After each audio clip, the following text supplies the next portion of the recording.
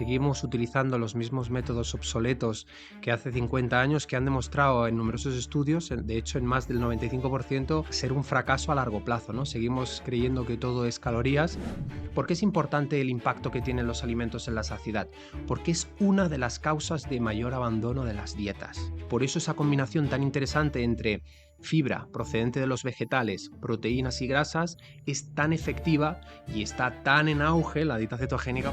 Yo siempre le digo a todo el mundo, si quieres perder grasa, lo primero que tienes que hacer es entrenar fuerza. O sea, es que es la base de todo. Se ralentiza mucho el metabolismo. ¿Por qué? Porque en todo este proceso de pérdida de peso perdemos mucha masa muscular. Y como el músculo es un tejido metabólicamente activo, dejamos de consumir tantas calorías y paradójicamente cada vez necesitamos ingerir menos para lograr un mínimo resultado. No lo conseguimos porque el hambre es insoportable, porque estamos irascibles, porque no dormimos bien por la noche, porque tenemos problemas de líbido y todo eso y se llega a acumular hasta el punto en el que la gente dice, ya no puedo más. Entonces, ¿el camino es comer menos? No, el camino es comer mejor. Ese es el camino. Bienvenidos a un nuevo episodio de Impacientes. Hoy tenemos con nosotros a Marc Romera, que es entrenador y nutricionista especializado en analíticas y pérdida de grasa. Además, también es divulgador. Muchas gracias, Marc, por acogernos aquí para hacer la entrevista. Muchas gracias a vosotros, Delia, y a ti también, Víctor, por vuestro tiempo y vuestra amabilidad en traerme al podcast. La primera pregunta que queríamos hacerte va en relación a que la mayoría de gente que intenta perder grasa o bien no lo consigue o consigue perder algo pero luego enseguida lo recupera. ¿Cuál crees que es el principal motivo por el que la gente no consigue perder grasa? Yo creo que principalmente es porque seguimos utilizando los mismos métodos obsoletos que hace 50 años que han demostrado en numerosos estudios, de hecho en más del 95%, ser un fracaso a largo plazo, ¿no? Seguimos creyendo que todo es calorías y vosotros como médicos sabréis que desde una perspectiva bioquímica y fisiológica no tenemos receptores en nuestro cuerpo de calorías, tenemos receptores de hormonas, ¿no? Entonces, una de las cosas que siempre me he planteado yo para ayudar a las personas en la pérdida de grasa es que la nutrición se centra principalmente en las calorías y en los alimentos y dejan a un lado la importancia de qué información reciben cada una de nuestras células a partir de, pues de la información que reciben de los alimentos, ¿no? Entonces, resulta absurdo resumirlo todo a calorías si dejamos a un lado la parte de las hormonas. Te pongo un ejemplo muy práctico para que todos los que nos estén viendo lo entiendan súper fácil. Una misma persona, una misma dieta y las mismas calorías en un contexto determinado o en otro puede causar un efecto o un resultado radicalmente distinto. Tú puedes tener una persona con elevada sensibilidad a la insulina, con la testosterona, por ejemplo, en el caso de un hombre con la testosterona elevada, niveles bajos de cortisol, y a lo mejor le haces una dieta de 2000 calorías y tiene un efecto muy positivo en la pérdida de grasa, y sin embargo la misma persona con la insulina a 20, o una falta de testosterona y el cortisol a 40, evidentemente no tendrá el mismo resultado. Es la misma persona, es la misma dieta, pero el contexto ha cambiado. De ahí la importancia de las hormonas en la pérdida de peso. Me gusta mucho que digas esto porque personalmente creo que últimamente nos estamos centrando en general demasiado en contar calorías, en calorías que entran, calorías que salen y no estamos atendiendo quizá al origen del alimento cuando yo creo que centrándonos, quizá luego hablaremos, pero en limitar un poco el número de comidas, elegir mejores alimentos, podría ser mucho más fácil y efectiva esta pérdida de grasa. En relación a esto, has comentado que no todo son calorías. ¿Tú personalmente utilizas o recomiendas contar calorías, traquear macros? ¿Qué opinión tienes en este sentido? En absoluto, porque volvemos a lo mismo. Volvemos a caer en un reduccionismo de creer que todas las calorías impactan igual en nuestro metabolismo. Y es absurdo desde una perspectiva de vista fisiológica comparar, por ejemplo, 100 calorías de aguacate versus 100 calorías de azúcar. Sabemos que el azúcar impacta directamente en los niveles de glucosa y de insulina y el aguacate probablemente no. Además, el aguacate genere ciertos resultados favorables a la saciedad, ¿no? Incremente la saciedad y el azúcar no.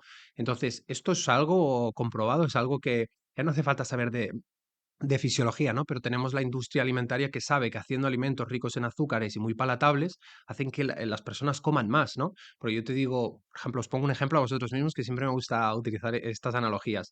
Si yo te dijera qué sacia más, un plato de pasta a la boloñesa o tres aguacates y cuatro huevos fritos, a igualdad de calorías. Entonces, ya no estamos hablando solo del impacto en el cuerpo, estamos hablando de saciedad, porque uno de los motivos por los que fracasan siempre las estrategias hipocalóricas restrictivas a largo plazo es que no contemplan el factor saciedad.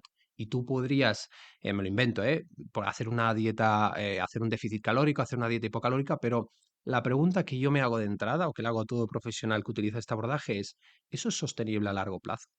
La verdad es que no. Y cuando no es sostenible y hemos reducido muchísimo las calorías, hemos impactado negativamente en nuestra fisiología, en nuestro cuerpo, ¿qué va a pasar si le has estado diciendo que está en un estado de emergencia y que no hay disponibilidad energética? ¿Qué va a pensar tu hipotálamo a la mínima que entre energía? Va a decir, es el momento para ahorrar por si viene otro periodo de hambruna. Entonces, yo creo que ahí tenemos que entender no solo la perspectiva más biológica, sino también la perspectiva evolutiva. ¿Qué hace nuestro cuerpo ante escasez energética? ¿Qué ha hecho? Reservar energía. ¿Por qué reserva energía cuando se suprime, pues eso, ¿no? La posibilidad de disponer de energía? Pues porque cada una de nuestras células, llevándolo a lo más básico, tienen dos misiones, que es sobrevivir y reproducirse. Entonces, todo va enfocado a eso, a acumular energía para los periodos de escasez, porque recordemos, la gente que nos esté viendo a lo mejor piensa que llevamos en una época de abundancia durante mucho tiempo, pero desde una perspectiva antropológica, el Paleolítico ha durado 2,5 millones de años y la aparición de esta sobreabundancia de alimentos hace apenas 2 siglos. Entonces eso es una gota de agua respecto a un mar, ¿no? Un océano. Y es ahí donde cobra mucho sentido, pues eso, ¿no? Estudiar las hormonas, estudiar el impacto de los alimentos en nuestra fisiología. Disculparme si me enrollo, pero me gusta mucho este tema. No, Súper no, interesante, de para verdad. nada. Y hablando de hormonas y de su importancia, podríamos meternos un poco en la fisiología. ¿Qué condiciones se tienen que dar en nuestro cuerpo para que se produzca esa pérdida de grasa? Me encanta esta pregunta, Delia, me encanta porque además hay 3 requisitos imprescindibles que siempre le digo a todo el mundo, pero no es imprescindibles porque lo diga yo, es que lo dice la fisiología y podemos entrar en el razonamiento. La primera es que las grasas solo se oxidan en el interior de la mitocondria. Las mitocondrias son nuestras centrales energéticas celulares, son unos organelos, una parte de la célula, y solo se oxidan en la mitocondria para obtener energía en presencia de oxígeno. Esto es súper importante. ¿Por qué? Porque podemos, por ejemplo, obtener energía a partir de la glucosa sin oxígeno, fuera de la mitocondria, pero dentro de la célula, pero las grasas no. Entonces, presencia de oxígeno siempre. Ahora entraremos en qué es eso de presencia de oxígeno. Luego, el segundo requisito imprescindible es bajos niveles de glucosa y de glucógeno. ¿Por qué? Porque nosotros tenemos dos fuentes de energía principales, las grasas y la glucosa. Cuando se incrementan los niveles de azúcar en sangre, de glucosa, debido a que comemos carbohidratos, lo que sea, automáticamente se inhibe la oxidación de grasas. ¿Por qué? Porque vamos al tercer requisito, se requieren bajos niveles de insulina. Cuando nosotros comemos carbohidratos, los carbohidratos se descomponen en glucosa. Esta glucosa pasa a la sangre, el páncreas libera insulina y la insulina, fisiológicamente hablando, es una hormona que inhibe automáticamente la utilización de las grasas. Entonces, ¿qué quiere decir esto? La gente allá afuera que no tenga quizás mucho conocimiento sabe que la insulina regula los niveles de azúcar en sangre y ya está. Y no, la insulina tiene un importante papel anabólico de almacenamiento energético. Por ejemplo, la síntesis proteica muscular no se da sin insulina. Pero, y esta es la parte del pero que yo siempre hago mucho hincapié, también tiene una importancia en la síntesis de triglicéridos. ¿Qué son los triglicéridos? La manera de almacenar las grasas en el tejido adiposo. Entonces, con todo esto, ¿qué os quiero decir? Que si todas aquellas herramientas o estrategias nutricionales o abordajes, ¿no? De entrenamiento que vayan destinadas a reducir los niveles de glucosa, a reducir los niveles de glucógeno, los de insulina y aportar oxígeno, facilitarán la oxidación de ácidos grasos. Por eso, no sé si lo tenéis pensado esta pregunta o no para el podcast, pero lo voy a decir, por eso estrategias como el ayuno intermitente, dietas cetogénicas bajas en carbohidratos o incluso el ejercicio físico tienen tanta importancia a la hora de perder grasa. Enseguida hablaremos de todas estas estrategias que sí que las teníamos pensadas. Y después de esta gran explicación fisiológica, otro punto que creo que es interesante y lo hemos mencionado ya a nivel fisiológico es el tema de la saciedad. ¿Podrías explicar un poquito cómo funciona y ya cuando entendamos lo de la saciedad y lo que hemos explicado entramos en herramientas, si te parece? Claro. Nosotros tenemos numerosos mecanismos endógenos internos para controlar el hambre y la saciedad. Por ejemplo, de una manera muy sencilla tenemos la grelina que se produce en el estómago y que aumenta el apetito, o tenemos otras hormonas vinculadas con la saciedad, como puede ser la leptina o la colecistoquinina. Entonces, ¿por qué es importante el impacto que tienen los alimentos en la saciedad? Porque es una de las causas de mayor abandono de las dietas. ¿Vale? ¿Por qué digo esto? Por ejemplo, cuando consumimos grasas, una de las ventajas que tenemos es no solo que tienen evidentemente una importancia fisiológica a la hora de sintetizar hormonas, formar lipoproteínas para el cerebro, etcétera, que podemos entrar luego más adelante en esto, sino que cuando las grasas pasan del estómago a la primera parte del intestino delgado al duodeno, se libera una hormona que se conoce como colecistoquinina, que lo que hace directamente en el hipotálamo es aumentar la saciedad. Entonces, ¿esto qué quiere decir? Lo que os decía antes, si entendemos esto, entenderemos que un plato más rico en grasas y más bajo en carbohidratos, que son menos palatables, o sea, son más palatables pero menos saciantes, producirá un efecto saciante y hará que la persona tenga que comer menos para lograr el mismo objetivo. En cambio, es lo que decimos, imaginemos, volvemos a la parte de anterior, ¿no? Si tú le das, por ejemplo, a una persona 100 gramos de pan, el hecho de que el pan libere o sea, glucosa de forma tan rápida, tenga un elevado índice glucémico, hará no solo que tengas mayor predisposición a almacenar grasa, sino que a nivel de saciedad no te sacian. Todos lo sabemos, ¿no? Cuánta gente hay que se da esos, sobre todo los españoles, los típicos desayunos de ahora me como un bocadillo, el croissant, la tostada con no sé qué. En cambio, si tú le dices a alguien un plato rico en grasas, como puede ser, oye, ¿desayunarías 4 huevos fritos con bacon? Enseguida la visión que tenemos todos, la imagen que se nos crea es, ostras, pues quizás no llego a tanto, ¿no? Entonces, ese punto es crítico para lograr la pérdida de peso sostenida a largo plazo, porque la industria lo que quiere es precisamente inhibir la saciedad para que comamos mucho más y consumamos más calorías, que enfermemos antes. Bueno, aquí nos podemos poner conspiranoicos o no, pero al final es un negocio. O sea, que la gente esté comiendo es un negocio. Y por eso ahora hay tantas personas que tenían miedo al inicio. Por suerte ahora se está divulgando mejor los beneficios del ayuno, ¿no? Pero al principio hablabas de ayuno, era como una locura, porque nos habían adoctrinado, que no educado, adoctrinado a pensar que debíamos comer cada 3 horas, lo cual, insisto, desde una perspectiva evolutiva no tiene sentido. Fíjate que nunca lo había pensado así, que como ejemplo de saciedad podemos precisamente coger todos los ultraprocesados, todo esto que está produciendo la industria, ver qué llevan a nivel nutricional y decir, bueno, pues todo lo contrario, ¿no? Será lo que más me sacie. Y así, vale. ¿Dónde quedan, por ejemplo, las proteínas, que no las hemos mencionado, a nivel de saciedad? ¿Entre medio, por ejemplo? Las proteínas también tienen además tienen una ventaja las proteínas, no solo incrementan también muchísimo la saciedad, sino también la termogénesis inducida por la propia digestión de los alimentos. Es decir, sabemos que para digerir esas proteínas es un proceso más costoso que también requiere energía. La gente, quizás las personas que no estén tan familiarizadas con el ámbito de la salud, de la nutrición, piensan que las calorías es solo voy al gimnasio a entrenar y no. Los procesos digestivos requieren calorías, energía, me gusta hablar más de energía, y absolutamente la síntesis de nuevas hormonas, de proteínas, la reparación del tejido muscular después de un entrenamiento, todo requiere energía. Entonces, el comer proteínas no solo tiene un impacto a nivel de saciedad, sino que además hace que utilicemos más energía para hacer la propia digestión. Entonces, son muy interesantes. Por eso esa combinación tan interesante entre fibra procedente de los vegetales, proteínas y grasas es tan efectiva y está tan en auge la dieta cetogénica porque está causando unos resultados increíbles y una adherencia muy importante. ¿Por qué? Porque, insisto, va destinada a aumentar la saciedad, no a que la gente se muera contando calorías o pesando los gramos de los alimentos. Esto que comentas de las proteínas, yo lo he experimentado porque yo hace años pues no le hacía ni caso a esto de los macros, ¿no? Y igual desayunaba y a las 2 horas estaba muerta de hambre. Ya te puedes imaginar lo que podría desayunar, ¿no?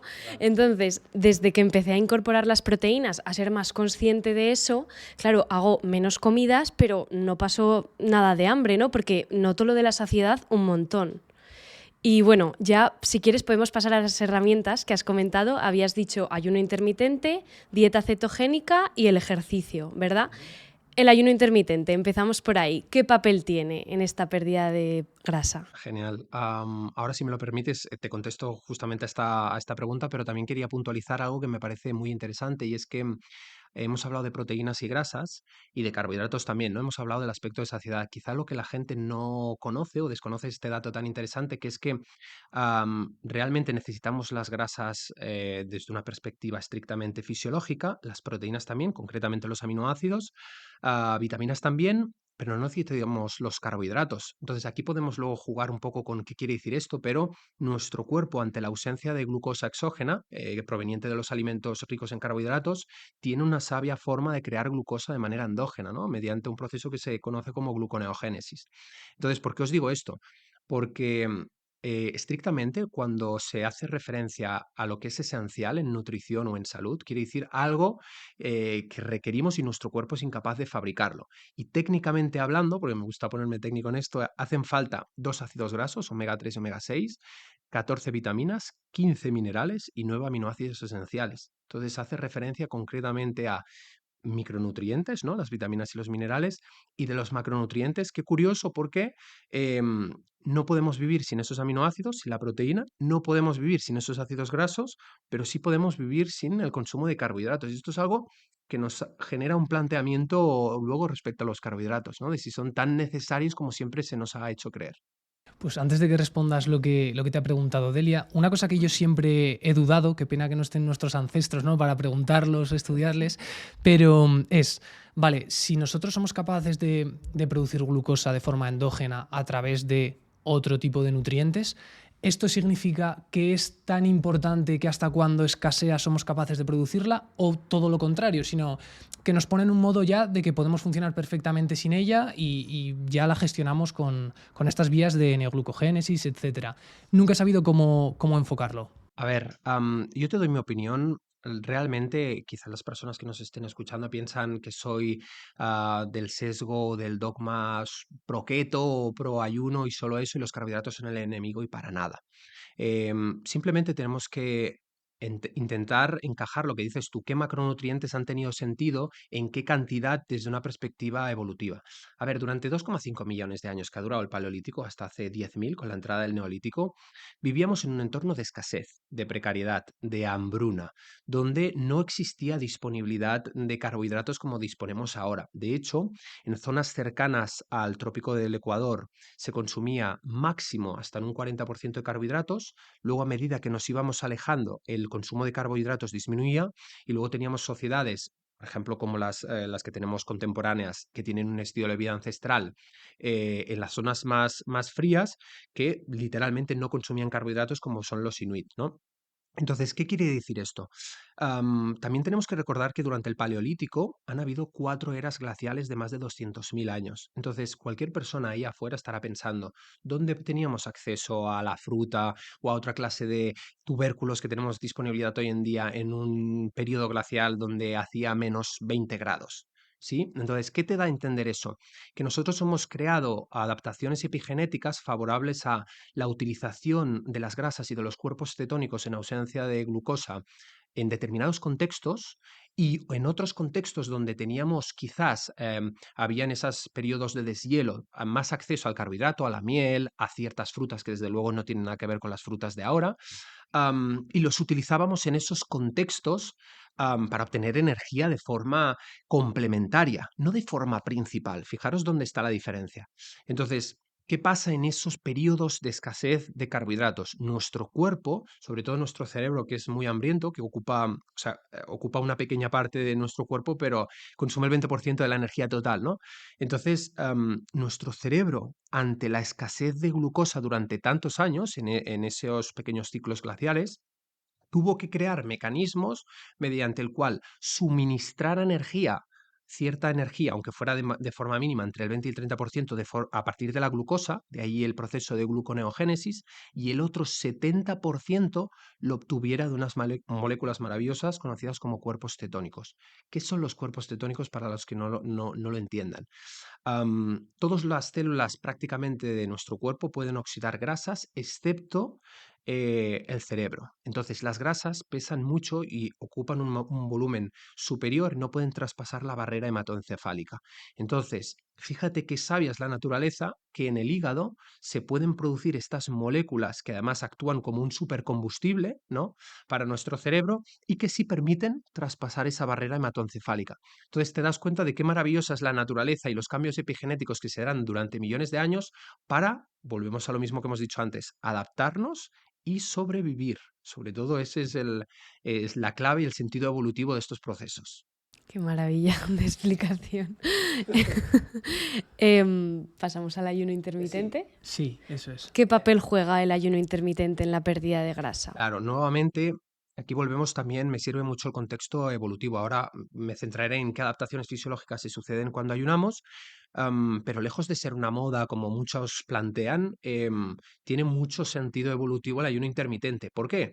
Porque cualquier persona entenderá que en aquel entonces no salíamos de las cuevas dispuestos a abrir la nevera, tomar un zumo de naranja, un bocadillo y salir a cazar, ¿no? De hecho, cuando ayunamos, se incrementa muchísimo el sistema nervioso simpático, se incrementa la producción de catecolaminas y entre ellas la noradrenalina, la adrenalina y la dopamina que aumentan el foco cognitivo, aumentan nuestras pulsaciones, nos mantienen en la alerta y nos generan un estado de motivación para ir a buscar alimento. Justamente eso es literalmente el contrario de lo que hacemos hoy en día cuando desde primera hora de la mañana, sin hambre, porque esto es real, o sea, aún sin hambre, nos disponemos a comer que requiere la activación del sistema nervioso parasimpático. Entonces, más allá de eso, cuando estas hormonas, la noradrenalina y la adrenalina, y también el glucagón, que es una hormona contraria a la insulina, que su función es incrementar los niveles de glucosa en sangre, cuando no existe disponibilidad energética, activan una enzima que se llama lipasa sensible a hormonas, de sus siglas en inglés HSL, que tienen una importancia directa en la descomposición de triglicéridos del tejido adiposo. Volvemos a lo mismo, no teníamos disponibilidad de glucosa, nuestras reservas de glucógeno eran bajas. ¿Por qué? Porque aunque tuviéramos recursos a nivel de frutas, de algún tubérculo, de manera temporal, fíjate que los estudios nos dicen que nuestros ancestros caminaban una media de 17 kilómetros al día. Entonces es un consumo constante de energía. Entonces en aquella época principalmente utilizábamos las grasas como combustible y el ayuno era directamente uno de los precursores para elevar, como os digo, esta clase de hormonas y tener un impacto en la utilización de ácidos grasos como energía, ¿sí? Entonces, durante el ayuno, más allá tú me decías, ¿no? ¿Qué importancia tiene ayunar para la pérdida de grasa? Es que el ayuno es mucho más que eso. Para personas que tienen problemas digestivos, el ayuno activa la autofagia, reduce la inflamación, promueve la acción del complejo motor migratorio, que es un sistema de limpieza que tenemos en nuestros intestinos, que si no se promueve luego acaban patologías digestivas como SIBO, etcétera, etcétera. Pero además también estimula la neurogénesis, la autofagia a nivel cerebral, incrementa los niveles de hormona de crecimiento. Fíjate qué sabia es la naturaleza que ante un periodo de escasez libera hormona de crecimiento para generar un entorno anticatabólico, ¿no? Para prevenir destruir masa muscular y poder proporcionarnos esa protección al músculo durante esas horas de ayuno, ¿no? Entonces, como siempre digo yo, ayunar es mucho más que una estrategia para perder grasa, es una estrategia para, de hecho, diría que es indudablemente, si me tuviera que quedar con una estrategia para mejorar la salud, o bien sería el ejercicio físico, o desde luego sería el ayuno. Luego entraríamos en más en pensar si 16 horas, 14, 18, 20, pero diría que prácticamente el ayuno es una herramienta que todo el mundo debería de utilizar en su día a día y que tiene un sentido evolutivo completamente lógico. Y muy en relación con esto que acabamos de explicar del ayuno intermitente y los beneficios que puede tener a nivel metabólico, hormonal, más allá de lo que facilite, ¿no?, la pérdida de grasa, un poco podemos entrar ya en dieta cetogénica, ¿no?, que está muy relacionada con esto. ¿Por qué es tan beneficiosa y por qué es importante para la pérdida de grasa? Claro, fíjate que ambas estrategias, el ayuno intermitente y la dieta cetogénica, son abordajes destinados a reducir los niveles de insulina. ¿Por qué? Porque no existen los carbohidratos. Entonces, piensa que si los niveles de insulina están bajos, los niveles de glucosa y glucógeno también están bajos, lo que estamos haciendo es generar un entorno favorable a la utilización de ácidos grasos y, en el caso del cerebro, cuerpos cetónicos como energía. Entonces, ¿qué promueve? La dieta cetogénica, en realidad, fijaros una cosa, sí que es cierto que en el ámbito evolutivo tiene mucho sentido, ¿no? Lo que decíamos, ante una baja disponibilidad de carbohidratos, pues teníamos que oxidar grasas sí o sí, porque esa es la función de las grasas, actuar como un almacén de reserva, pero también tiene su origen en el ámbito clínico en personas que tenían epilepsia.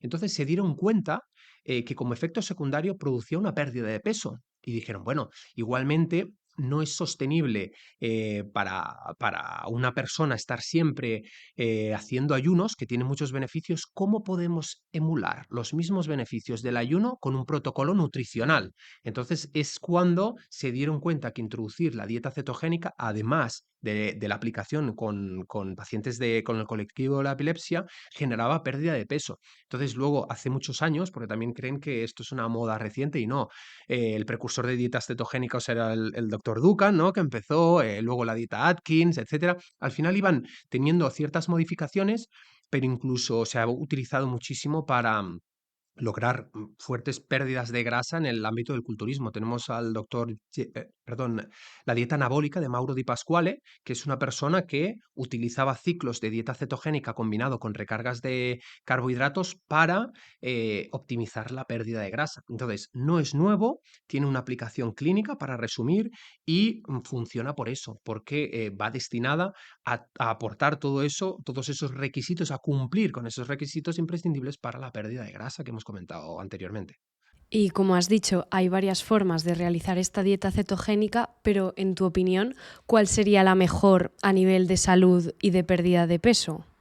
Am, Aquí es verdad que existen dos diferencias muy grandes respecto a lo que nos encontramos en las redes sociales. Tenemos por un lado la vertiente cetogénica estricta, ¿no? Que incluso le llaman la keto sucia, ¿no? Que es simplemente comer huevos, bacon, salchichas, lo típico que excluye mucho a los vegetales.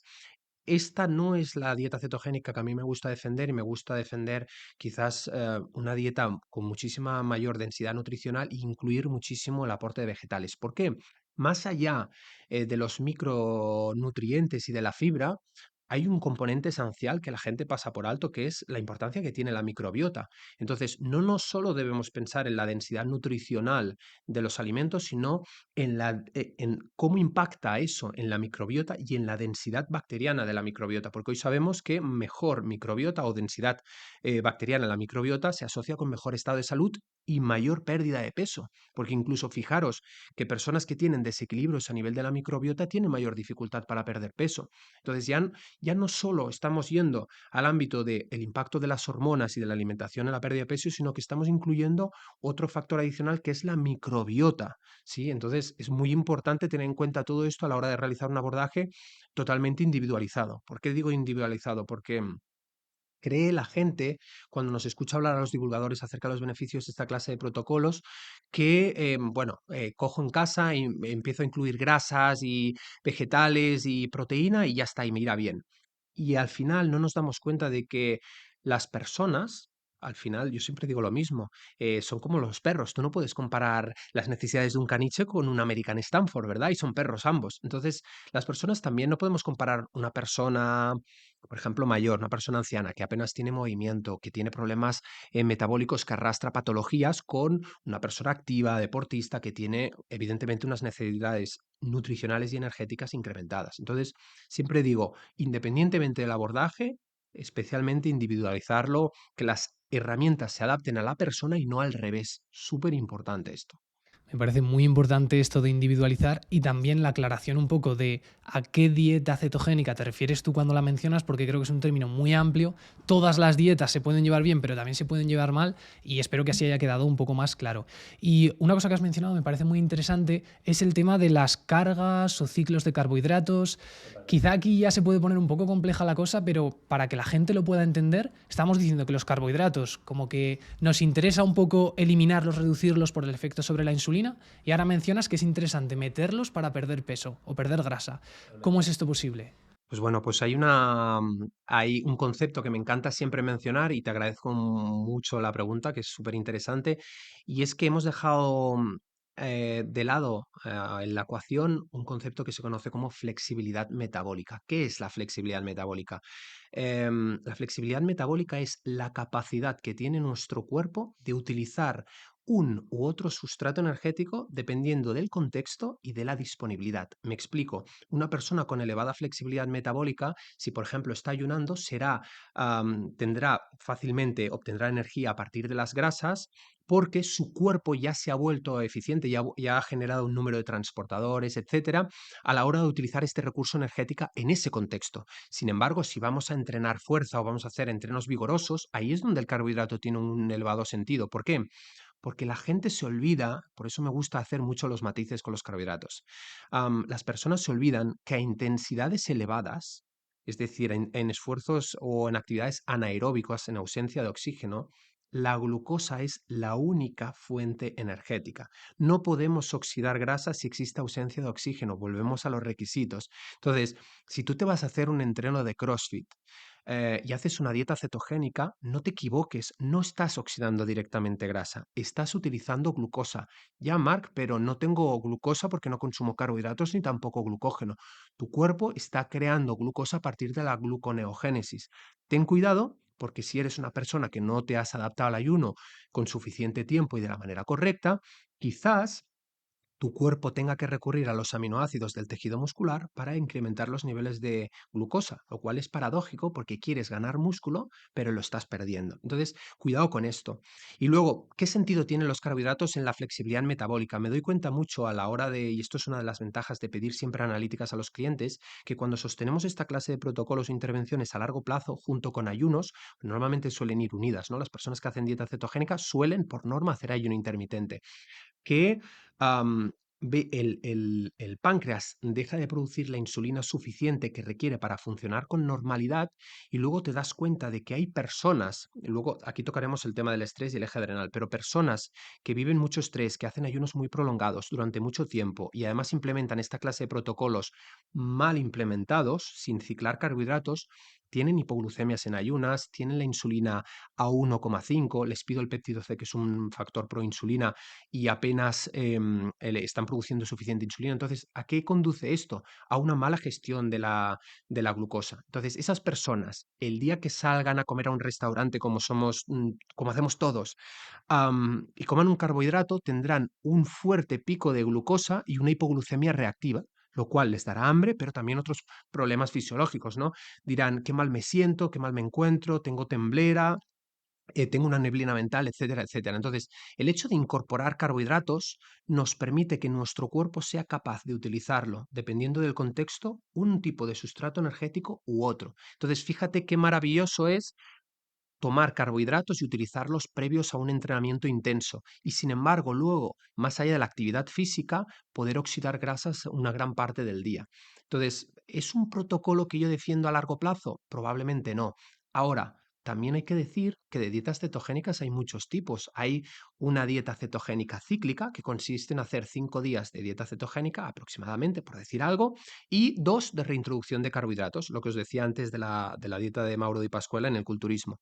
También hay la dieta, la Targeted Keto Diet, ¿no? La dieta cetogénica dirigida. ¿Qué quiere decir? Pues que tomo una pequeña cantidad de hidrato de carbono en torno al entrenamiento para obtener los beneficios de este macronutriente.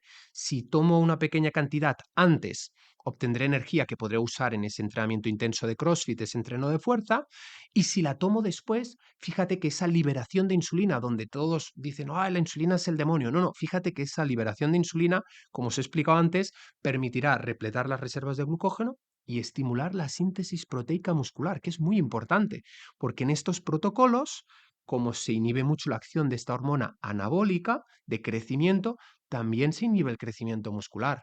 Entonces, que no me malinterprete la gente que esté viendo esto, ¿se puede ganar masa muscular haciendo ayuno? Sí, pero ¿eso quiere decir que es la mejor estrategia? No. ¿Se puede ganar masa muscular haciendo dieta cetogénica? Sí. ¿Quiere decir que es la mejor estrategia? Probablemente no. Entonces nos damos cuenta de que algo sea posible no quiere decir que sea lo más acertado. Esto hay que tenerlo muy en cuenta. Ahora vamos a pasar a hablar al ejercicio de fuerza, a la ganancia de masa muscular, pero antes querría que aclaráramos un concepto que no hemos aclarado hasta ahora, que es la diferencia entre perder peso y mejorar la composición corporal. ¿Cómo lo explicarías tú a la gente que nos esté escuchando? Claro, pues mira, es fundamental. A mí me gusta mucho utilizar un test de composición corporal con los clientes porque es la diferencia entre el peso al final viene determinado por el músculo, viene determinado en las mujeres por el momento del ciclo menstrual en el que os encontráis, por la retención de líquido, por los minerales, por un montón, por la carga o descarga de glucógeno. De hecho, una persona que esté en dieta cetogénica se dará cuenta de que come carbohidratos el fin de semana y dicen, es que el lunes he engordado 2 kilos. No, perdona, es que la glucosa, para almacenarse en forma de glucosa, de glucógeno, perdón, requiere 3,7 gramos de agua. Entonces, si tú consumes 60 gramos de carbohidratos, con esa agua repletarás glucógeno y pesarás más. Pero esa es la principal diferencia entre que el peso no es, perder peso no es sinónimo de perder grasa. Te pongo otro ejemplo. Imagínate que una persona pesa 80 kilos y gana 1 kilo de músculo, por hacer números redondos, para que se entienda. Gana 1 kilo de músculo y pierde 1 kilo de grasa. En la práctica estará en 80 kilos igual. Y tienes esa misma persona que a lo mejor no hace entreno de fuerza, hace un ayuno prolongado, una dieta muy restrictiva y hipocalórica y pierde 2 kilos y de los 2 kilos 300 son de grasa, 700 de músculo y 300 de líquido.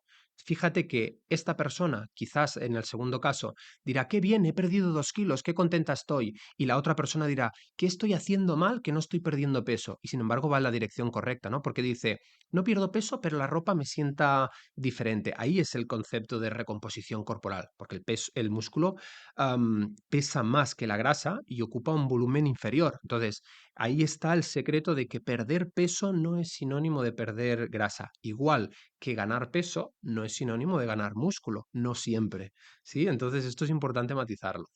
Fíjate que en poco más de media hora hemos acabado con dos mitos que yo creo que son de los más extendidos cuando una persona afronta una época, vamos a decir, de pérdida de grasa, que suele ser centrarse en las calorías y centrarse en la báscula. Suele ser, vamos, yo diría que de lo más extendido y acabamos de explicar ahora y antes por qué estos dos enfoques no funcionan. Pues ahora te voy a decir un dato que te va a parecer todavía más interesante. Y ahora te vas a decir, ostras, pero qué confuso es todo esto, ¿no? Que las calorías no lo sean todo no quiere decir que al final no importen. Y te pongo también otro ejemplo. Hay muchas personas que siguen estos enfoques cetogénicos y de repente siguen a cuantas cuentas de recetas keto y se ponen a hacer cositas con harina de coco, o la pizza keto, tal. No se dan cuenta que acaban ingiriendo muchísimas calorías. Entonces, pongámoslo a modo de energía. Lo que está claro es que nuestro cuerpo requiere una energía para funcionar. Entonces, cuando ingerimos más energía de la que vamos a gastar, le pese a quien le pese, vamos a engordar. Entonces, ¿quiere decir esto que se puede engordar en una dieta cetogénica, aunque sea una dieta enfocada a la pérdida de peso? Totalmente sí. Porque yo le decía una vez a una persona que era muy sesgada en este aspecto, decía, es que la dieta cetogénica se inhibe la insulina y tú mismo lo has dicho, Mark, y entonces promocionas un estado en la pérdida de peso. ¿Qué importancia tiene estudiar hormonas? Porque también hay la proteína estimuladora de acilación, por sus siglas en inglés ASP, que facilita la acción de la principal enzima que almacena, descompone los triglicéridos de las lipoproteínas, que es la lipoproteína lipasa, y almacena energía. Entonces, el cuerpo no va a desaprovechar nada. Esto no es que yo cubro por hacer dieta cetogénica mis 2000 calorías y el excedente lo orino. No, no, esto no va así, porque estamos, insisto, diseñados para acumular energía por si existe un periodo de escasez o de hambruna, poderla utilizar como energía de reserva, ¿no? Entonces, siempre tengamos de vista el contexto evolutivo para entender el razonamiento ideológico de por qué nuestro cuerpo hace lo que hace y por qué al final conseguir una pérdida de grasa pronunciada es un proceso que implica conocer hormonas, implica conocer qué impacto tienen todo este conjunto de abordajes en la salud. Porque, por ejemplo, no hemos hablado, no hemos tocado, si queréis lo hacemos, qué peligros tienen las dietas hipocalóricas sostenidas a largo plazo. Y uno de los peligros que tiene es que impactan negativamente en todos los ejes hormonales. Por ejemplo, cuando restringimos muchas calorías al principio, no pasa nada porque el hipotálamo tiene, mediante la leptina, que es una hormona que se produce en el tejido adiposo que le indica la saciedad o el nivel de energía, más bien, tiene mecanismos compensatorios, pero al principio no se entera muy bien. En cambio, cuando seguimos restringiendo las calorías, lo primero que se ve afectado siempre, sobre todo y especialmente en el caso de las mujeres, y no se habla y es muy importante, es el eje sexual. ¿Por qué? Porque entendemos que si el cerebro interpreta que está en una situación de peligro, porque menos energía para tu cerebro es más peligro, lo primero que va a hacer tu cerebro es ¿para qué voy a destinar energía en los procesos sexuales sabiendo que no es el mejor momento para traer un hijo al mundo? Entonces, en los hombres disminuye muchísimo la libido, la producción de testosterona, que es una hormona anabólica que nos ayuda a aumentar masa muscular y también es lipolítica, por cierto, pero es que en las mujeres también disminuye la producción de estrógenos, incluso al punto, esto es muy frecuente, de causar amenorrea hipotalámica. Esto es un problema serio. ¿Por qué? Porque las mujeres a largo plazo, por el tema de conseguir un bajo porcentaje graso, están poniendo en peligro no solo su ciclo menstrual, sino también su salud. Y hay consecuencias que más adelante pagamos caros, en este caso la mujer, que no se tienen en cuenta cuando tienes 20 años, pero cuando quieres ser madre con 30 se tenían que haber tenido en cuenta hace 10 años atrás. Entonces, eso es muy importante, me gusta hacer mucho hincapié y ponerme muy serio en esto. Y luego, se ven resentidas muchas otras hormonas. La hormona del estrés, el cortisol, se incrementa la grelina, que es una hormona que induce al apetito, precisamente porque nuestro cuerpo quiere que comamos, no quiere que nosotros estamos luchando para llegar al verano con los abdominales o a la boda del cuñado, pero nuestro cuerpo no está pensando igual, es una lucha contra la fisiología, ¿verdad? Entonces, se reducen los niveles de saciedad, se aumentan los del apetito, se incrementan los de cortisol, se reducen los de hormonas tiroideas y nuestro cuerpo, ¿qué hace? Se ralentiza mucho el metabolismo. ¿Por qué? Porque en todo este proceso de pérdida de peso perdemos mucha masa muscular. Y como el músculo es un tejido metabólicamente activo, dejamos de consumir tantas calorías y paradójicamente cada vez necesitamos ingerir menos para lograr un mínimo resultado. Hasta que, ¿qué es lo que le sucede a todo el mundo? Que el proceso de pérdida de peso, cuando llevamos 6 meses haciendo una dieta con una voluntad de locos, leyendo 15 libros de estoicismo, no lo conseguimos porque el hambre es insoportable, porque estamos irascibles, porque no dormimos bien por la noche, porque tenemos problemas de líbido y todo eso y se llega a acumular hasta el punto en el que la gente dice, ya no puedo más. Y cuando dice ya no puedo más, adivinar qué pasan. Cogen, se van al restaurante con su familia, se ponen locos a comer, incrementa un chute de serotonina y de placer que hace que durante las semanas siguientes la gente empieza a comer y sean víctimas del famoso efecto rebote. Por eso sucede lo que sucede. Entonces, ¿el camino es comer menos? No, el camino es comer mejor. Ese es el camino. Exacto. Bueno, sí. Me ha encantado la explicación. La verdad es que más claro no lo podías dejar. Y bueno, pasemos ahora al tema, lo estamos mencionando todo el rato, la importancia de no perder peso, sino perder grasa y mantener o incluso, si es posible, aumentar la masa muscular. ¿Qué papel juega el entrenamiento de fuerza y la masa muscular a nivel metabólico e incluso a nivel de pérdida de grasa? Yo siempre le digo a todo el mundo, si quieres perder grasa, lo primero que tienes que hacer es entrenar fuerza. O sea, es que es la base de todo. Es la base absolutamente de todo. ¿Por qué? Porque ganar más masa muscular va a generar un aumento del consumo energético en estado de reposo, ¿no? Lo que decíamos antes, si pierdes músculo se reduce el metabolismo, pero si ganas se aumenta, ¿no? Mejora muchísimo la sensibilidad a la insulina en el tejido muscular. Y esto es súper importante. ¿Por qué te digo súper importante? Que vamos a tocar un tema aquí que no me habéis preguntado, pero es súper interesante. A grandes rasgos tenemos tres tipos de somatotipo. Los ectomorfos, naturaleza delgada, los endomorfos, naturaleza de ganar peso, y los mesomorfos, que son aquellos pocos privilegiados que pueden ganar músculo con facilidad y perder grasa con facilidad. Ya os adelanto que estos son muy pocos. Pero bueno, entonces, ¿por qué os digo esto y cómo hago la colación a la pregunta que me has dicho? Una de las cosas que no hemos mencionado es que cuando nosotros comemos, por ejemplo, carbohidratos, y estos, una vez son descompuestos, pasan a la sangre, principalmente en el 90% de los casos en forma de glucosa, la pregunta que nos tenemos que hacer desde la fisiología es, ¿a dónde va esa glucosa? Entonces, yo me he hecho muchas veces esta pregunta y la gente allá afuera cree que la glucosa va, dependiendo del número de receptores, al tejido muscular. No, amigo, no. Tenemos receptores de hormonas en todos los tejidos del cuerpo. En el tejido adiposo también tenemos receptores de insulina. Entonces, la insulina es la llave que abre la puerta para que la glucosa entre. Entonces, ¿qué pasa si la glucosa entra de forma mayoritaria, porque tenemos mayor número de receptores en el tejido adiposo? Que esa glucosa se acaba convirtiendo mediante unos procesos metabólicos en una molécula que se llama glicerol 3-fosfato, que es precursora directa de triglicéridos. ¿Qué quiere decir esto en la práctica? Que parte de esa glucosa, si va al tejido muscular, nos hará ganar grasa.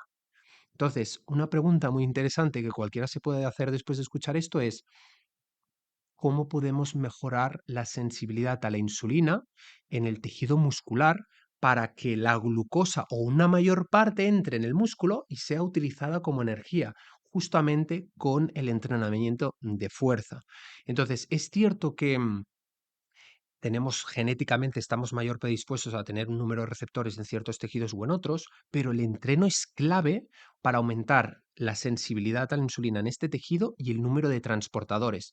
Entonces, fíjate lo que te estoy diciendo entre líneas, que es que si tú entrenas y luego comes carbohidratos, te estás asegurando en gran parte que la glucosa, cuando los carbohidratos sean descompuestos en glucosa, gran parte vaya al tejido muscular y no al tejido adiposo. Entonces, esto es una clave, porque dices, si tengo que comer carbohidratos, el mejor momento del día siempre será en torno al entrenamiento, bien antes para obtener energía, como hemos hablado antes, o bien después.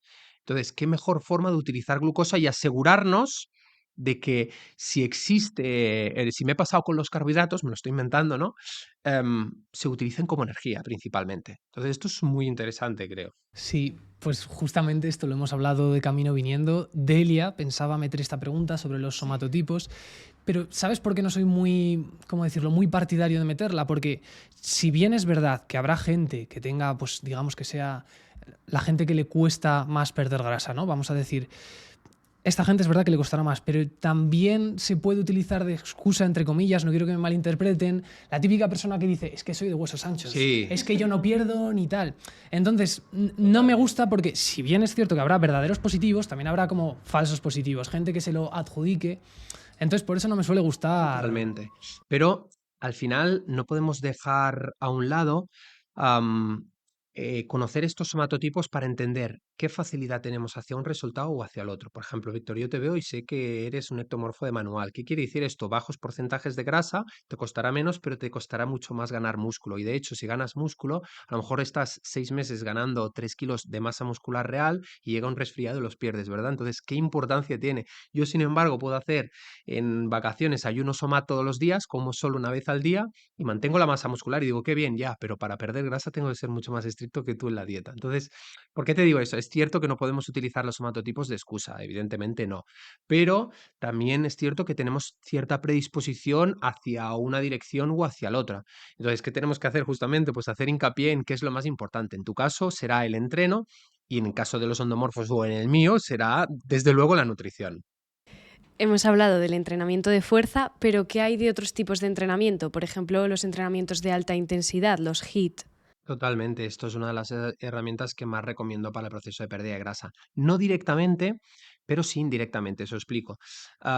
Directamente es cierto que el entrenamiento metabólico por intervalos es de elevada intensidad, ¿no? Como su nombre indica, y por tanto es glucodependiente, es decir, como os he explicado antes, en ausencia de oxígeno se requiere la utilización de glucosa como energía. Pero, y aquí hay varios peros, el entrenamiento, los entrenamientos cortos y muy intensos estimulan muchísimo la liberación de catecolaminos, especialmente de noradrenalina y adrenalina, que son las hormonas que se producen concretamente en las glándulas suprarrenales, que tienen una importancia directa y primordial en el proceso de pérdida de grasa. ¿Por qué? Porque activan la lipasa sensible a hormonas y esta es la enzima que descompone los triglicéridos para obtener ácidos grasos por un lado y glicerol por el otro. Entonces, ¿qué más tiene, qué ventajas tiene que no tienen otra clase de entrenamientos? Los entrenamientos HIIT, ¿no?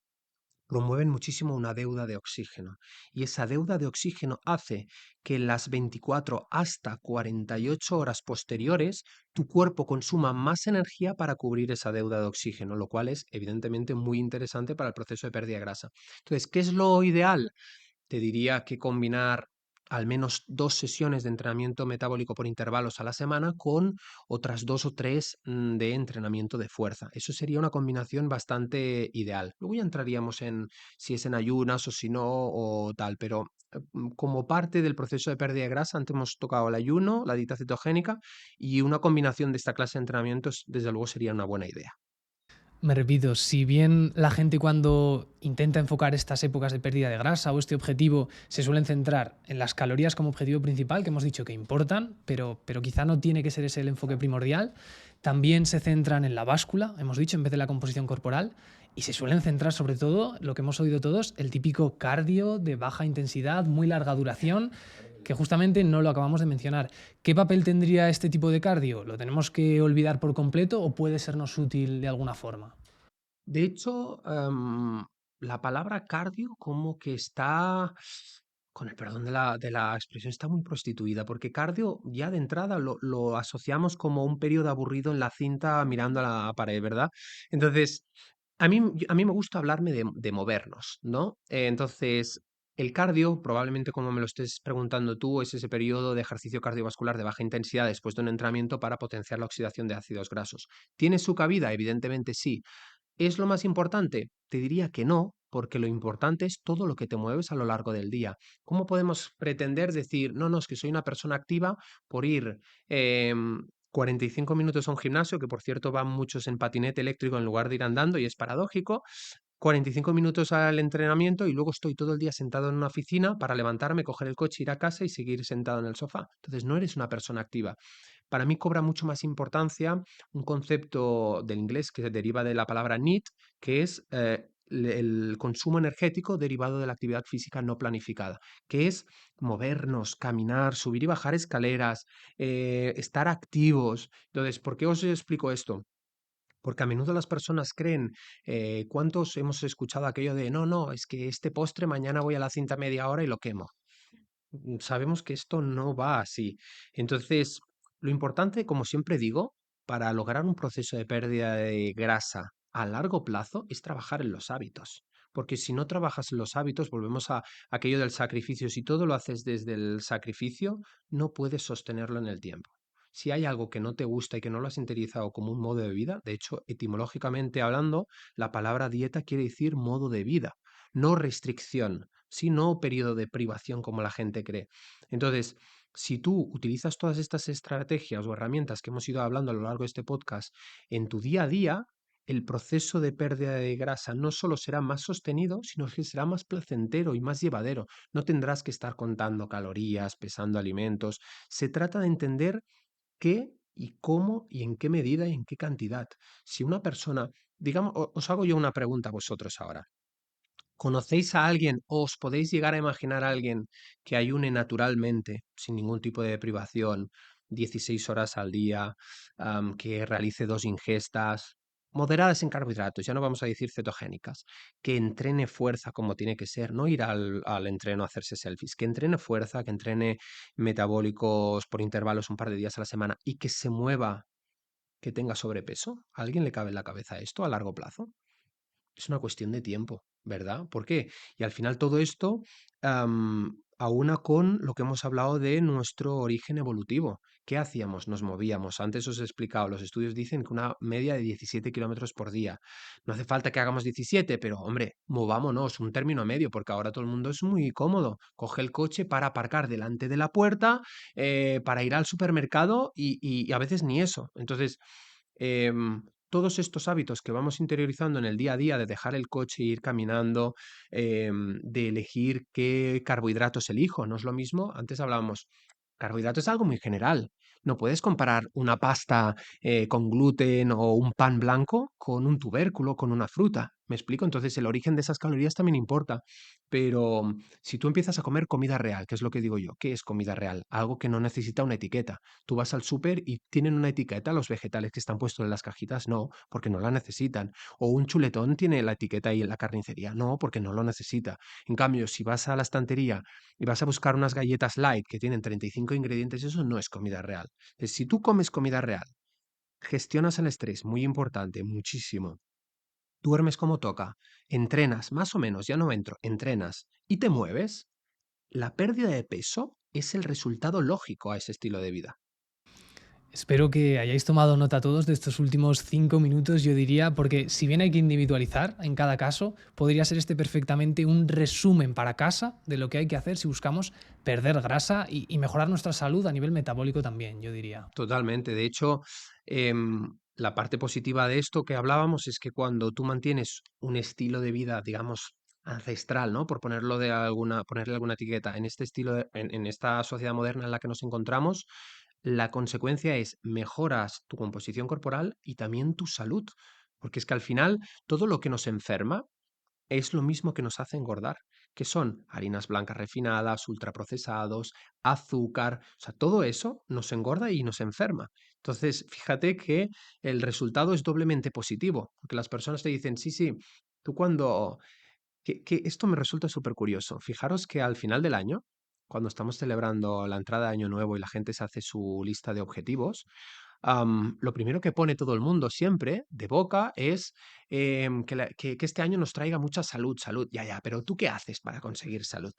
¿Tú qué haces? Porque lo dices comiéndote un bombón, comiéndote unos pasteles y brindando con champán. ¿Qué haces? ¿No? ¿Cuál es tu grado de compromiso con eso? Entonces, yo lo que siempre le digo a la gente, lo que le enseño mucho en consulta es, vamos a analizar primero tu contexto hormonal, metabólico y endocrino, vamos a arreglar lo que no esté bien, te voy a enseñar a cuidar unos hábitos para que seas autónomo. Porque yo no te quiero mantener en la consulta dándote una dieta hipocalórica y ahora vente, y como sé que la gente tiene vida social y va a caer en malos hábitos, vuelve arrepentida a los 2 meses, uy, ahora sí que me comprometo a hacer la dieta y fíjate que luego pasan al lado oscuro. ¿Y sabes cuál es el lado oscuro? Que acaban con trastornos de conducta con la alimentación. ¿Por qué? Porque saben lo del ayuno y lo utilizan para compensar lo que se han metido el domingo por la noche. Entonces, acaban engordando, se sienten mal, hacen una dieta restrictiva hipocalórica porque han encontrado un profesional probablemente desactualizado y entran en un círculo de deterioro mental, emocional y físico. Entonces, fijaros qué importancia tiene basar nuestras decisiones en lo que respecta a la salud en todos estos puntos que hemos ido tocando. Bueno, Marc, hemos hablado de la parte nutricional, de la parte del entrenamiento, pero antes has mencionado que hay dos pilares también muy importantes que son el estrés y el descanso. ¿Qué papel juegan en la pérdida de peso y, como estamos hablando, también en la salud? Pues me encanta esta pregunta porque diría que antes de nada, lo más importante es el tema del estrés. Y me dirás, ¿tan importante es? Te diré sí, porque incluso he visto muchísimas veces en consulta esto, incluso personas bien informadas que hacen relativamente, cumplen con estos hábitos que hemos propuesto, personas que entrenan, que hacen ayuno, que hacen sus dietas cetogénicas, etcétera, no consiguen los resultados. ¿Por qué? Porque están siempre con el cortisol por las nubes derivado del estrés crónico. El cortisol es una hormona que a mí me apasiona, me fascina por las implicaciones fisiológicas que tiene, ¿no? Cuando nosotros estamos estresados ante una situación, fijaros, esto es un dato me parece súper interesante, ¿no? Cuando yo estudiaba el estrés, me daba cuenta de que nosotros, desde esa perspectiva evolutiva que hemos ido haciendo mención a lo largo de esta charla, el estrés en el Paleolítico era de carácter agudo, es decir, era intenso y corto en el tiempo. Simplemente teníamos o bien que cazar o bien que huir de un depredador. Entonces, eh, em, evolucionamos creando ciertas adaptaciones a nivel fisiológico para responder ante ese estrés agudo. ¿Qué sucede? Que en la vida moderna hemos pasado de cambiar el león, de huir del león, a tener que pagar una hipoteca, llegar a final de mes, tener que afrontar un jefe autoritario, una ruptura emocional. Todo eso son condiciones que hacen que estemos en un estado de alerta constante y de estrés. Y ese estrés, si no le ponemos remedio, acaba cronificándose y acaba generando oleadas de cortisol, ¿no? Una hipercortisolinemia que se conoce. Entonces, estos niveles elevados de cortisol no solo perjudican y comprometen el proceso de pérdida de peso, que es quizás el que nos trae hoy aquí, ¿no? En esta pregunta, sino que perjudican y comprometen la microbiota, generan disbiosis. La gente cuando está estresada no está con el sistema nervioso simpático acelerado y no está para digerir la comida, ¿no? Porque si tu cuerpo entiende que necesita energía, no la está enviando al proceso digestivo, pero también perjudica el estado del sueño. Esto es lo principal que se ve comprometido con niveles elevados de cortisol. El cortisol es una hormona catabólica del tejido muscular e hiperglucemiante y gluconeogénica. ¿Qué quiere decir esto en la práctica? Que destruye masa muscular para formar glucosa e incrementar los niveles de glucosa. Claro, si estamos en un modo oxidar grasa porque hemos cumplido aquello de bajos niveles de glucógeno y no consumimos carbohidratos, qué paradójico resulta que tengamos el cortisol incrementando los niveles de glucosa en sangre. ¿Por qué? Porque hemos dicho que cuando se incrementan los niveles de glucosa, tu cuerpo pasa a utilizar principalmente la glucosa y a relegar la grasa en un segundo plano. Entonces, qué curioso, porque estamos estresados, nos vemos con menor masa muscular por esa acción del cortisol y además mayor acumulación de grasa, y especialmente en la zona abdominal y en la zona de las cartucheras en las mujeres. Entonces, am, más allá de todo este sentido fisiológico, que además el cortisol también produce neblina mental, dificultad para concentrarse, provoca agotamiento, etcétera, etcétera. Si tuviera que sintetizarlo, más allá de todo eso, lo importante, como dice uno de mis mejores amigos, es ser feliz de base. Entonces, ¿por qué diréis, por qué estamos hablando de felicidad si la pregunta lleva por el cortisol?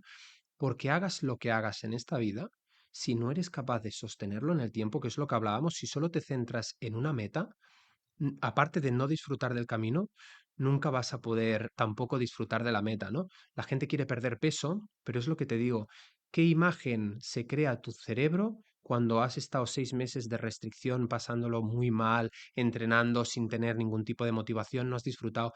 Aunque consiguieras tu objetivo, ¿te sabría igual de bien que si lo has hecho de manera sosegada, de manera tranquila y te ha costado más a largo plazo, pero lo puedes mantener? Probablemente no. Entonces, yo creo que esto del estrés se traduce a cualquier parte de nuestra vida. Estamos todos tan estresados vivimos en un mundo extremadamente superficial del hacer, para tener, ¿para qué? Sobre todo, ¿para qué? Porque una de las preguntas iniciales que le pregunto a la gente es, ¿por qué quieres perder grasa? ¿Para agradar al otro? ¿Para mejorar en esto? O sea, ¿cuál es el motivo último? Porque si no te trabajas tú también en el proceso, esto es igual que en el ámbito económico, ¿no? Puedes tener mucho éxito financiero, pero si no trabajas la parte emocional primero, al final indudablemente no lo puedes sostener. No lo puedes sostener porque si lo sostienes acaba afectándote al plano emocional. Entonces, hay maneras de ser feliz, de disfrutar el proceso, de hacer bien las cosas y de conseguir el resultado, pero requiere, como hemos hablado antes, responsabilidad y compromiso. Y eso es lo que la gente no quiere, porque estamos en el mundo de todo fácil. Quiero un libro que me cambie la vida en 15 minutos. Quiero una pastilla que solucione mi condición sin hacer nada, sin mover ni un dedo. Entonces, eso es lo paradójico. Y aquí, aprovechando que vosotros sois médicos, es cierto y debo de admitir que quizás ha sido un error por mi parte. Muchas veces he atacado el colectivo médico tradicional, sobre todo porque no me gustan los abordajes que van destinados simplemente a tapar la sintomatología con una pastilla, y me gusta ir siempre a entender la causa. Pero también es cierto que Delia en su pregunta me ha hecho reflexionar acerca de que muchas personas no quieren ir a la causa, quieren la pastilla porque es el camino fácil. Entonces, de cierta manera estoy reflexionando acerca de que evidentemente no apoyo el abordaje del médico tradicional de toma una pastilla para la tensión, para el azúcar, para el no sé qué y vete a casa, pero también es cierto que las personas que acuden a consulta tienen que tener las ganas de querer cambiar, porque por ahí empieza todo, ¿no? Una motivación real por mejorar la salud y por querer cambiar. Me gusta mucho que hayamos terminado así, ¿no? Con este enfoque tan holístico, tan completo de la salud y de la pérdida de peso que hemos mencionado: nutrición, descanso, ejercicio, estrés, individualización, ahora incluso la parte de la identidad y los hábitos, que es fundamental en todo esto de la salud. Sé que esta pregunta quizás sea un poco complicada de responder, ¿vale? Porque hemos mencionado tantas cosas que si la gente tuviera que quedarse con una idea o con un número reducido de ideas fundamentales que resuman un poco este episodio, ¿cuáles te gustarían que fueran? Muévete, entrena, come comida real, descansa y gestiona el estrés. Eso es, a eso me refería con difícil de responder. Esa es la síntesis de todo lo que hemos hablado de manera mucho más reducida, evidentemente, pero las tenemos en la mesa y qué difícil es luego aplicarlas. Qué difícil, ¿eh? El otro día estábamos en un evento y lo mencionábamos con Marcos Vázquez de Fitness Revolucionario, que hoy en día no es tanto un problema bueno, sí que hay a lo mejor de conocimiento, de saber lo que tenemos que hacer, sino de implementación pura y dura, ¿verdad? Esto que has dicho, yo creo que la gran mayoría lo sabe. Si haces un tipo test, la gran mayoría elige bien estas respuestas. El problema luego es llevarlas a cabo y ya no te digo mantenerlo en el tiempo. Totalmente, al final en redes sociales vemos una cosa que es común hoy en día en todo tipo de redes, en Instagram, en TikTok, etcétera, que es una condición que se conoce parálisis por análisis. Es decir, tenemos tanta sobreinformación que estamos en el mismo lugar que aquellos que tienen desinformación total y que no actúan porque no saben qué hacer, ¿no? Entonces, al final, como dice Marcos, justamente que lo has mencionado, principio de Pareto. Oye, el 20% de los factores genera el 80% de los resultados, que es come comida real, no hace falta que le expliquemos a nadie lo que es comida real, descansa como toca y entrena. Y si no se entrena a fuerza, pues haz ejercicio, muévete, haz algo, ¿no? Y yo creo que al final todos eh, son conscientes, no hace falta, pues eso, ¿no? Conocer qué es la dieta keto, el ayuno. Yo creo que hay que escucharse mínimamente. Si te levantas sin hambre, espera a tener hambre para comer. Si vas a comer, come comida real en lugar de un ultraprocesado. Ya sabes que la máquina de vending no te va a vender comida real. Ya sabes que puedes prescindir de esos 2 azucarillos en el café con leche. Ya sabes que dormir a las 10 de la noche te va a beneficiar mucho mejor que dormir a las 12 de la noche. Entonces, al final no es tanto de saber hacer, sino de querer hacer. Esa es la clave. Cuánta razón. Muchísimas gracias, Marc, por esta entrevista tan completa, tan didáctica. Nos ha He encantado. disfrutado muchísimo. Igualmente, muchísimas gracias a vosotros por la labor que estáis haciendo en el ámbito de la salud, por ser personas actualizadas y desde luego estoy seguro que vais a hacer mucho bien a vuestra comunidad y todos los que os vean. Muchísimas gracias. Dejaremos las redes sociales de Marc abajo en la descripción para que podáis seguir aprendiendo de un gran profesional como es él. Y bueno, nos vemos la semana que viene con un nuevo episodio. Adiós. Adiós.